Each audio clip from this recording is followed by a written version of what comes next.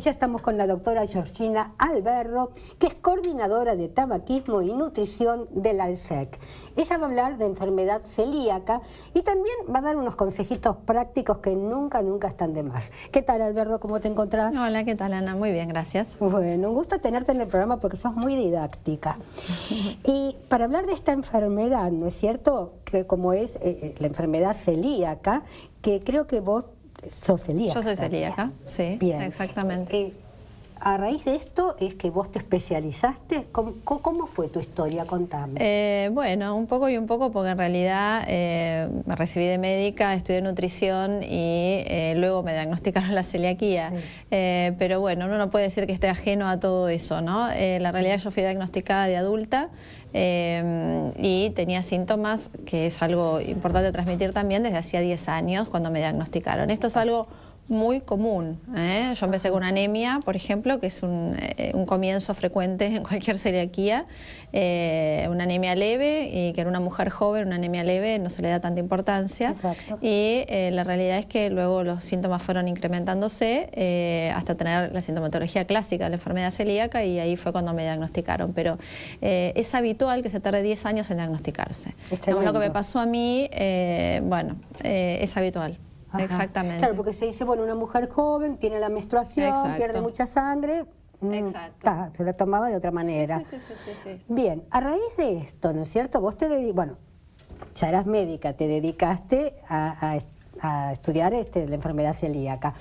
Y ¿cómo es, digamos, habitual para vos cuando viene una persona, ¿no es cierto?, y te dice, bueno, tengo estos síntomas? ¿Siempre pensás que tienes celiaquía o la tratás de diferentes maneras? No, creo que, digamos, un poco la habilidad que tenemos que tener los profesionales es realmente ver si puede ser una enfermedad u otra. Porque muchas veces los médicos, ahora como está, parece de moda, todos son celíacas. No, creo que uno tiene que tener en mente la enfermedad celíaca y otras enfermedades. Lo que pasa es que esta enfermedad en particular se presenta de tantas diversas maneras que si uno no la piensa se le escapa. Entonces digo, por ahí viene una persona mayor que tiene una osteopenia, una osteoporosis que no revierte y nadie pensó que podía ser celíaca. Digo, me parece que en esos casos, cuando es la sintomatología clásica, diarrea o también constipación, que la gente no lo tiene en cuenta, distensión abdominal, dolor abdominal, que no tolera las comidas, en general, porque la gente no asocia con algo, digamos. Uno se siente mal, no puede absorber bien, se distiende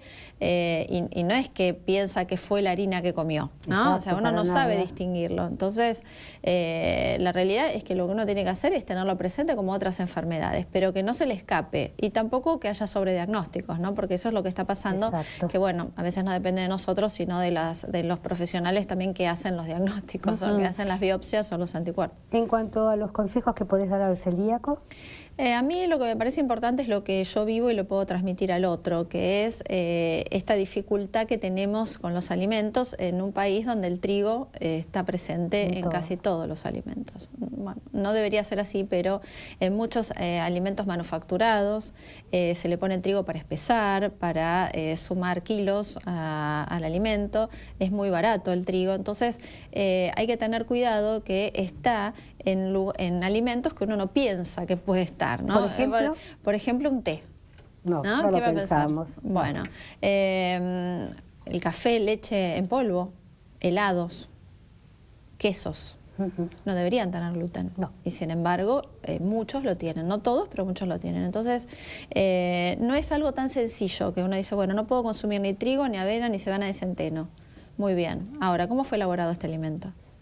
¿No? Porque no es solamente no consumir el plato de fideos o el pan pan rallado para las milanesas. No, tenemos que pensar en algo más. Por eso se vuelve a lo complejo en función de que tenemos que estar con los listados para ver qué alimento, qué marca es apta y qué marca no. Entonces, estas cuestiones que son importantes, la contaminación cruzada, lo que hacemos en nuestras casas, los alimentos para celíacos son muy caros. Cuando hay uno que es celíaco en la familia o dos y el resto no lo es, habitualmente hay comida con gluten en la casa.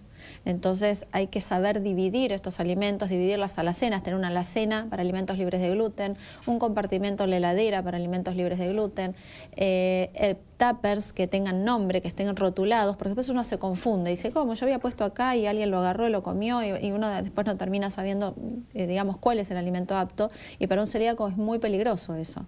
Entonces realmente uno se vuelve un poco obsesivo, pero es necesario en este caso porque pequeñas trazas pueden producir un problema. Por ejemplo, un descuido de esta naturaleza, ¿qué le cuesta al celíaco? Bueno, la lesión, lo que produce, digamos, la celiaquía es una lesión en el intestino cuando consumimos gluten.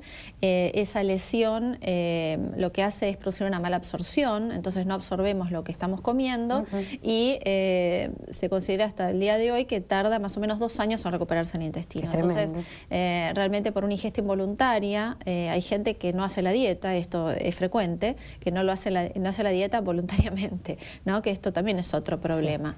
Que tal vez no entiende el problema o lo que le puede suceder, o tal vez que no tenga síntomas, entonces son los que menos cumplen con la dieta. La gente que no tiene síntomas dice, ah, no, comí algo, pero no me hizo mal, pero aunque no tenga síntomas, la lesión en el intestino está. Entonces, si nosotros que nos queremos cuidar y hay una contaminación cruzada y ingerimos involuntariamente algo, es un riesgo grande y una consecuencia que tenemos que pagar. Exactamente. ¿Hay alguna pregunta para la doctora Alberro? Sí, dice que hace un año le detectaron que es celíaca a esta chica que se llama Agustina, que nos escribió. Dice que una dieta controlada está llevando muy bien la enfermedad. El médico le contó sobre la importancia de tener cuidado con los medicamentos o antibióticos, ya que todos no son aptos. Su consulta es, pero en caso de tener un accidente automovilístico, por ejemplo, ¿cómo se hace? ¿Existe alguna reglamentación, carné o identificación para que el médico esté alertado de esta enfermedad? Hasta lo que yo sé no, es una pregunta interesante. La realidad es que habitualmente en los accidentes es difícil que uno tome algún medicamento por vía oral, sino que, bueno, si es un accidente grave, digamos, las medidas que se van a tomar van a ser las necesarias, y si uno tiene la posibilidad de decir que es celíaco y tiene que tomar algo, lo puede manifestar. Creo que esto todavía igualmente queda mucho por recorrer, mucho camino para saber, para que los profesionales se entrenen en función de esto. Esto es una urgencia, pero tenemos problemas cotidianos, digamos, esto es una eventualidad, ¿no? Un accidente, pero los problemas cotidianos con la ingesta de medicamentos, digamos, lo que más hay que tener en cuenta es cuando uno toma medicamento de forma crónica. Digamos. Hacia el final del programa, ¿te parece, Alberro, acordate de este tema para volverlo a desarrollar? ¿Qué pasa con los medicamentos y la enfermedad celíaca? Bien, ¿vamos al corte?